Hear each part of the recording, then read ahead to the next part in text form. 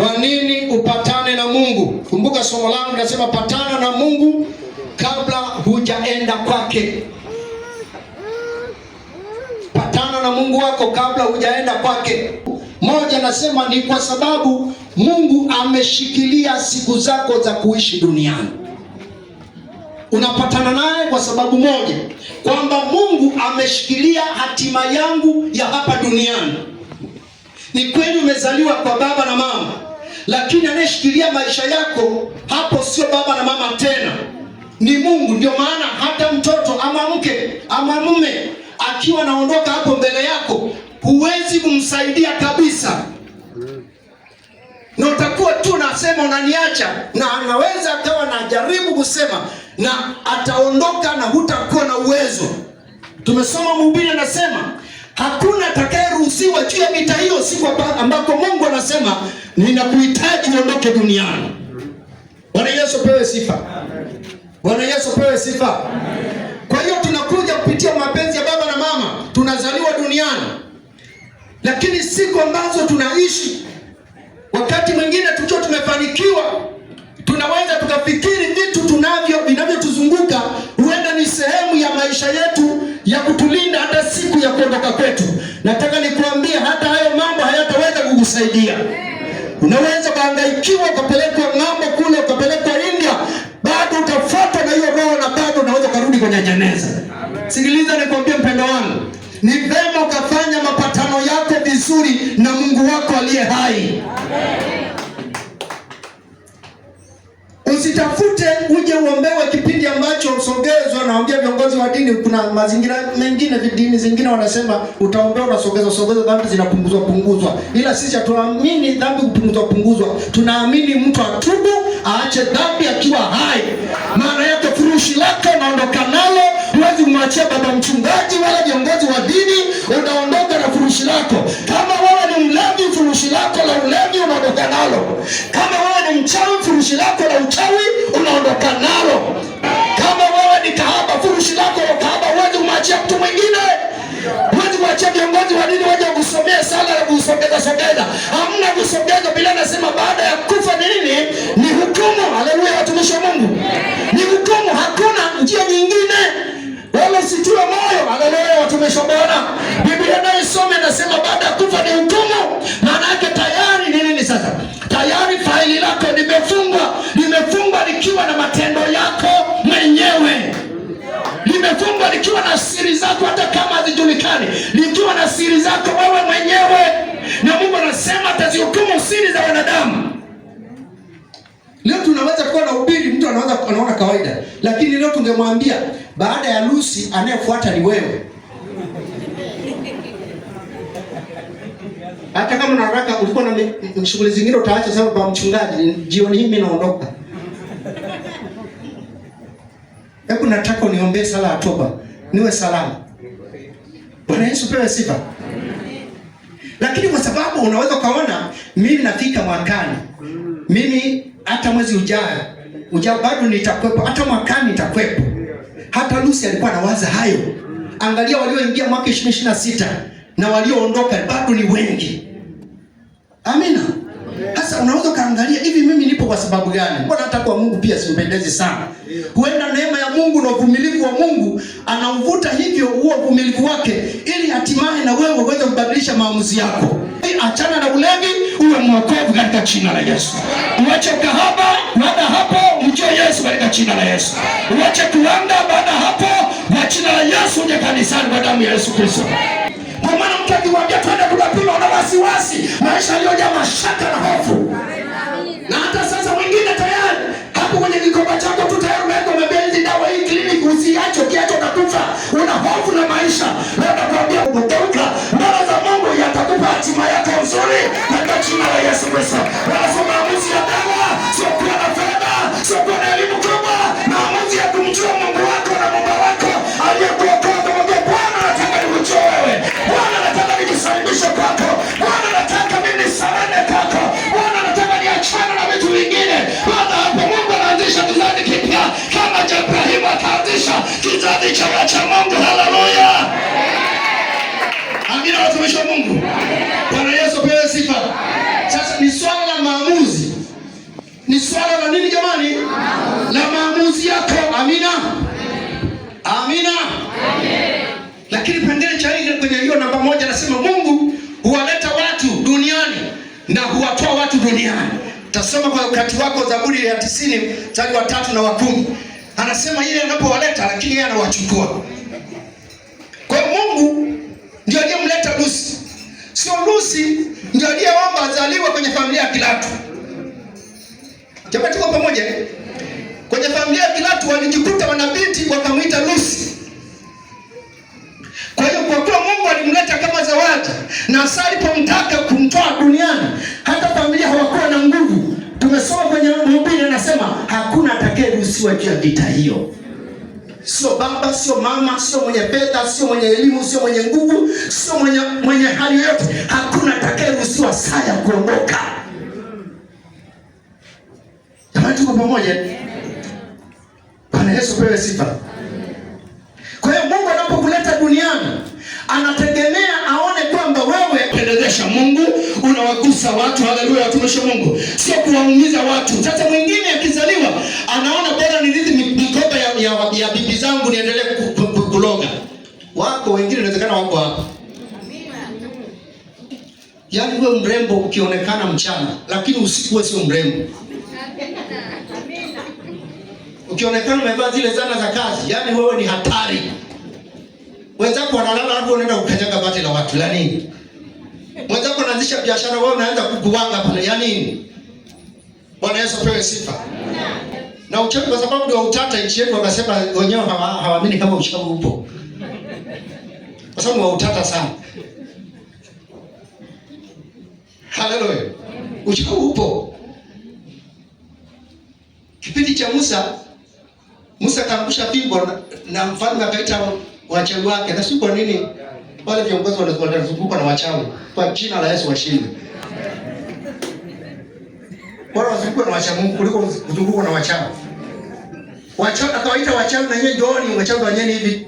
Wenyewe nao wakaangusha. Kadri walivyokuwa wanaendelea, haleluya. Kadri walivyokuwa wanaendelea wakajishtukia, hata zile fimbo za uchawi zikaingia kwenye tumbo la nini? La yule nyoka wa Musa. Maana yake walikuja na zana za kichawi wakaondoka hawana zana za kichawi. Haleluya, watumishi wa Mungu. Unapokaja na zana zako hapo ukikutana na Yesu wa kweli, ile nguvu ya kichawi inaondoka na unampokea Yesu kuwa Bwana na Mwokozi wa maisha yako. Nini? Badiliko la ndani litokea ndani yako kwa jina la Yesu. Badiliko la ndani litokea kwa jina la Yesu. Haleluya. Haleluya, watumishi wa Mungu. Moyo wako badilishwe, moyo wako badilishwe na tabia zako zitabadilika kwa jina la Yesu. Tunataka mama mmoja ambaye anaweza kusema natamani niwe mcha Mungu kwa jina la Yesu. Ni mcha Mungu wa kweli na niweze kumwabudu. Amina. Amina, watumishi wa Mungu. Jamani, tuko pamoja? Tuko pamoja upendo wangu? Somo langu na pointi 2 tu. Kwa nini upatane na Mungu? Pointi ya pili nasema ni kwa sababu Mungu ameshikilia mpaka wako wa kuishi hapa duniani. Ni kwa sababu hii Mungu ameshikilia mpaka wako wa kuishi wapi jamani? Duniani. Ayubu 14:5. Amesema amewekewa mpaka asiweza kufanya nini? Asiweza kuvuka. Anasema huyo aliyezaliwa na mwanamke awe ni binti mrembo vyovyote vile na akafananishwa na nini jamani? Na maua, si ndio jamani? Hebu jiangalia wewe binti ulipokuwa kipindi kile. Kipindi kile unaitwa nani? Binti wa fulani. Wenda kabla kuitwa mke wa fulani. Ulivyokuwa unatesa mtaani.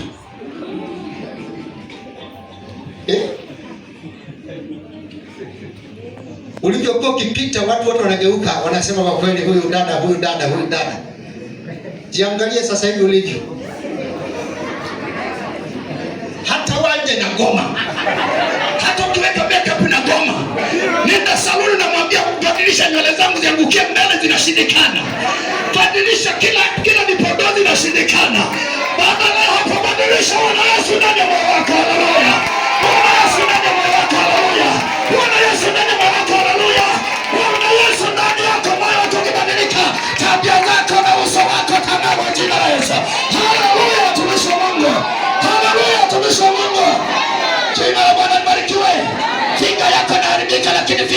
ndani isiharibike katika jina la Yesu. Figa yako haija kichakaa, figa ya ndani isibadilike kwa jina la Yesu. Uwe na mjua Mungu wa kweli. Haleluya. Uwe na mjua Mungu wa kweli. Amina. Amina watumishi wa Mungu.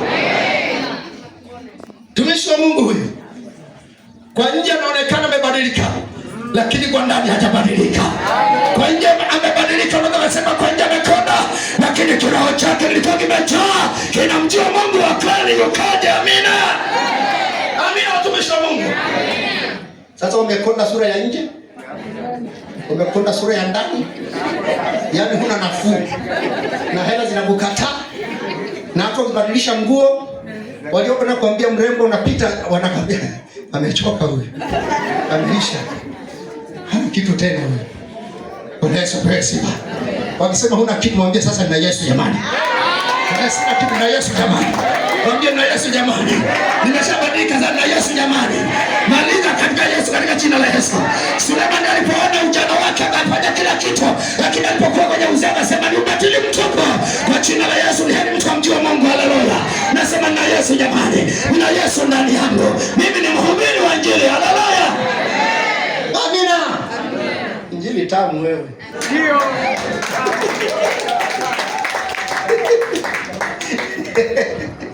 Haleluya. Bwana Yesu apewe sifa.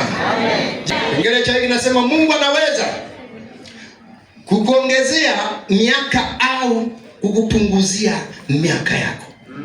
Ukisoma kitabu kile cha Isaya 38:1 hata na mstari wa 5, hapo tunakutana na mtu mmoja anaitwa Hezekia. Biblia inaeleza Hezekia akaugua, na alipokuwa ameugua kwenye hali ya changamoto hiyo, akatumwa mtu mmoja anaitwa Nabii Isaya, akaenda kumwambia, jambo la kwanza tengeneza mambo ya nyumba yako. Jambo la kwanza tengeneza mambo. Jambo la pili, ugonjwa huu unaugua, ya kwanza tengeneza mambo ya nyumba yako. Ugonjwa huu unaugua, maana yake ni kama kitanda hiki ulichokipanda unachokilalia hautakiondoka, maana yake hapa utaondoka kwenda mochwari. Sasa huyu mtumishi wa Mungu, kwa sababu alitumwa kwenda kumwambia yule bwana kwamba amepewa option ya kutengeneza, lakini pia anaweza kafa kama asipofanya vizuri. Ni kama hivi ambavyo naweza nikakufundisha, unaweza ukapona au kaachana na neno hili la uzima ukasema nafuata mambo yangu. Sikiliza nikwambie, hujui anayekuja kesho yatakuaje. Hujui. Tumesoma andiko lile ambalo tulisoma hapa, mtumishi wa Mungu aliyesoma kwenye mhubiri. Ule mstari wa 7. Anasema kwa sababu hajui atakayekuwa. Unafikiri kila siku ni hiyo hayo maisha unayaona.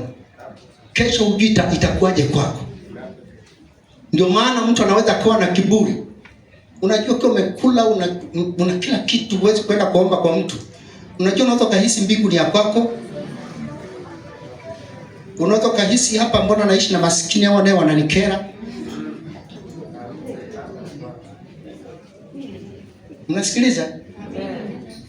Vitu vikishakutembelea unaweza ukawa na kiburi ukafikiri umeshafika mbingu.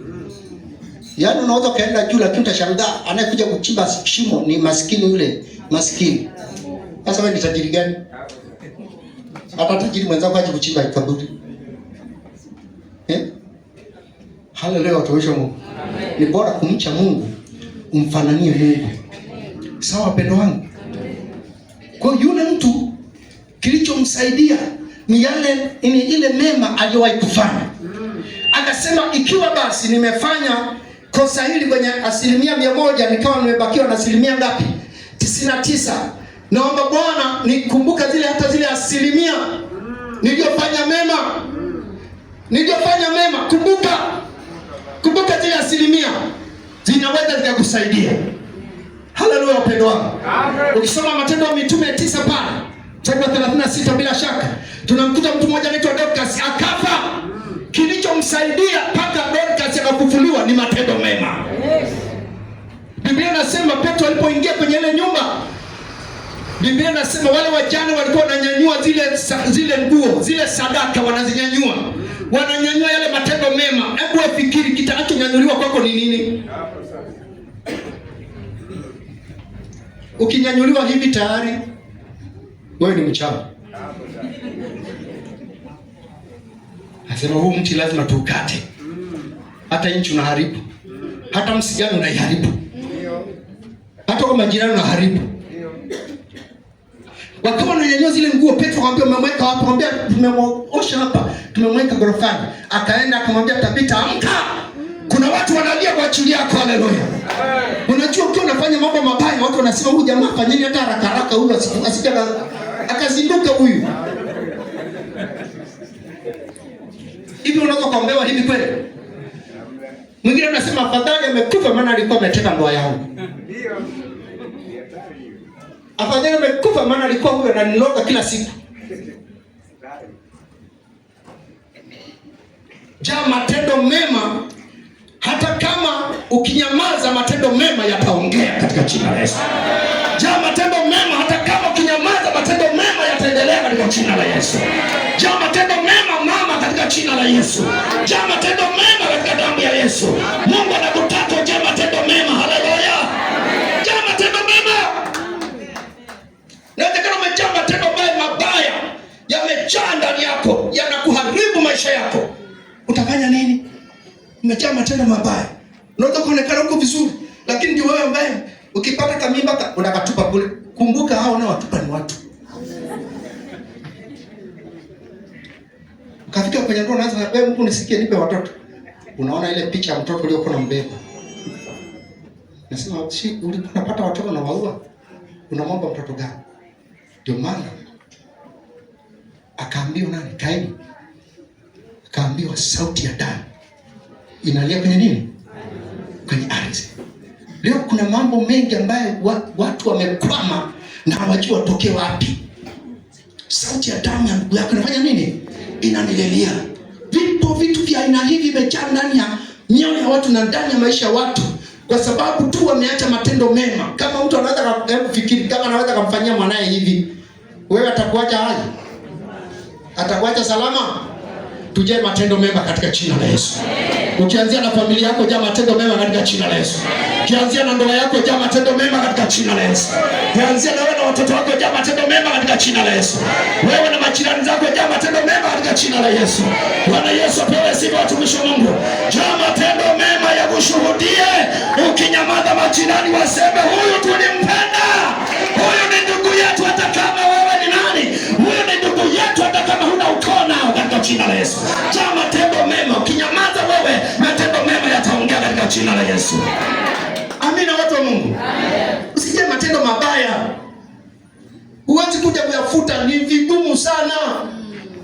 Ukiwafanyia watu matendo mabaya, hayatakaa yaishe. Hayatakaa yaishe. Hata ukiwadhulumu watu, hayatakaa yafanye nini? Yaishe. Ukimuua mtu pia, hiyo hali haitakaa yaishe. Haleluya. Ndio maana Petro wa kwanza mlango wa kwanza mstari wa 18 mpaka 19 anasema, nanyi mfahamu neno hili kwamba mlikombolewa si kwa fedha wala dhahabu, mpate kutoka kwenye mwenendo wenu mliopokea kwa baba zenu. Biblia nyingine anasema mliourithi kwa wazazi wenu. Anasema bali, mstari wa 19, bali kwa damu ya thamani kama ya mwana kondoo asiye na ila. Anasema hiyo damu ndio inaweza kututoa kwenye mwenendo wetu usiofaa tuliopokea kwa baba zetu. Tunatokaje kwenye cheni na mnyororo ya maroho? Ndio kumbuka waliomuua Yesu walisema damu hii ya mtu huyu iwe juu yetu na watoto wetu. Huenda na wewe pia ni mtoto wa yule mtu ambaye alishaua. Hiyo hali inakutesa na inakusumbua kwenye maisha. Unajaribu kutoka huko kwenye laana kwa sababu litamkwa, huenda kule nyuma walifanyaga mambo mabaya. Kwa hiyo inakutesa na mbona hawatakaa wafanikiwe, hata wakisoma wasifanikiwe. Umeshikiliwa na cheni ya ukoo na inakutesa. Njia pekee toka 19 anasema kwa damu ya thamani tunaweza kutoka kwenye cheni za ukoo. Kila ukoo wote ule wa kichawi, ukoo wote ule, hata kama kwa kuachika tunatoka kwa jina la Yesu Kristo. Tunapoamua kubadilisha maisha yetu, tunachomoka katika jina la Yesu. Hatuchomoki tuchomoki tukiwa na vyeo vikubwa, wala tuchomoki tukiwa na fedha nyingi, wala tukisoma sana. Kwa damu ya pekee tunaweza kufanya mabadiliko. Kwa damu ya pekee tunaweza tukapona maisha yetu katika jina la Yesu. Sala ni maamuzi. Amina. Sala ni maamuzi. Ndio maana Biblia inaeleza kwenye kitabu kile cha Mwanzo 12 mstari wa kwanza pale kushuka mpaka chini. Hata ukienda Yoshua 24:1-3, Biblia inasema hivi, akamwambia Ibrahimu, toka wewe maeneo matatu, toka katika nchi yako, toka katika nyumba ya baba yako, toka katika nini jamani? Nyumba ya baba yako. Toka, anaambiwa toka wewe. Kwa maana Ibrahimu akajitahidi, akatoka kwenye maeneo mawili, akatoka kwenye nchi yake sawa, akatoka kwenye nyumba ya baba yake sawa, lakini akashindwa kutoka kwenye familia. Alipoenda na Lutu, Mungu akanyamaza kimya. Mungu akanyamaza kimya. Mstari wa 13 pale Biblia inasema Ibrahimu alipokwisha kutana na Lutu, ndipo Mungu akaanza kuzungumza. Paka utengane na vitu vyote ndio utamuona Mungu. Paka utengane na vitu vyote ndio utamuona Mungu. Paka utengane na vitu vyote ndio utamuona Mungu. Usiache kitu chochote ambacho kimebaki. Nasema kwa kweli naendaka kanisani, kuna kitu kimoja bado hujakiacha. Paka utengane na Lutu wako katika jina la Yesu. Ndio utaisikia sauti ya Mungu. Unaweza kwenda kwenye nyumba za ibada, utaisikia sauti ya Mungu. Paka ache vyote, utoke viache vyote katika jina la Yesu. Hapo ndipo Mungu ataanza kufanya jambo na wewe. Amina. Amina watumishi wa Mungu. Amina watu wa Mungu. Haleluya. Kwa hiyo Hezekia akamlingana Mungu. Kilichotokea, Hezekia aliamua kupatana na Mungu kwa njia ya nini? Kwa njia ya toba, kutubu maovu yake. Ndio hiyo Isaya 38 kusoma mstari wa 2 mpaka wa 3 hata na wa 5. Akaamua kupatana na Mungu wake. Na hata wewe ukiamua kupatana na Mungu wako, sio kesho, leo, ukiamua kupatana na Mungu wako, Biblia inasema alipokwisha kupatana na Mungu wake, kilichotokea, akaambiwa sasa, maana yake unapona ule ugonjwa, kifo hakipo tena, unaongezewa miaka 10 na ngapi? 10 na ngapi? Vipi kama ukiamua leo ukatubu, halafu Mungu ukamfanya Mungu akashawishika? Sasa kwa sababu umetubu, hutaendelea na yale mambo mabaya, na kuongezea siku zako za kuishi, na kuongezea baraka zako. Itakuwa ni bora zaidi kuliko ukasema Soa, mimi sitamsikiliza Soa, mimi nitafanya yale ninayotaka. Na kwa unaambia sawa, wala sio lazima. Lakini umesikia neno la Mungu. Sasa unichambue, chagua uzima, uchagua mauti. Lakini kesho yako huijui. Lakini swala ni moja, unamalizaje? Biblia inasema huyu mwanadamu amewekewa mpaka, asiweza kufanya nini? Huenda kesho ndio mpaka wako. Bora patana na Mungu. Biblia inasema kwenye Waebrania, usifanye moyo wako kuwa mgumu unaposikia Mungu akisema na wewe. Unaona Mungu anaongea na maisha yako. Kwa nini usiachane na vile vitu ambavyo havifai? Mwambie Mungu, nataka nikujue wewe. Nataka nikujue wewe. Amina watumishi wa Mungu. Nataka nikujue. Kwa hiyo Hezekia akaongezewa miaka 15 za kuishi. Jamani, ni ushindi. Wakati unaambiwa nakufa, labda hapo unaambiwa unaongezewa miaka 15, ni jambo la furaha katika jina la Yesu. Ni jambo la furaha katika jina la Yesu. Amina watu wa Mungu. Amen. Lakini tunaona kipengele cha sina cha mwisho kinasema kushindwa kupatana na Mungu huleta majuto na maumivu ya maisha.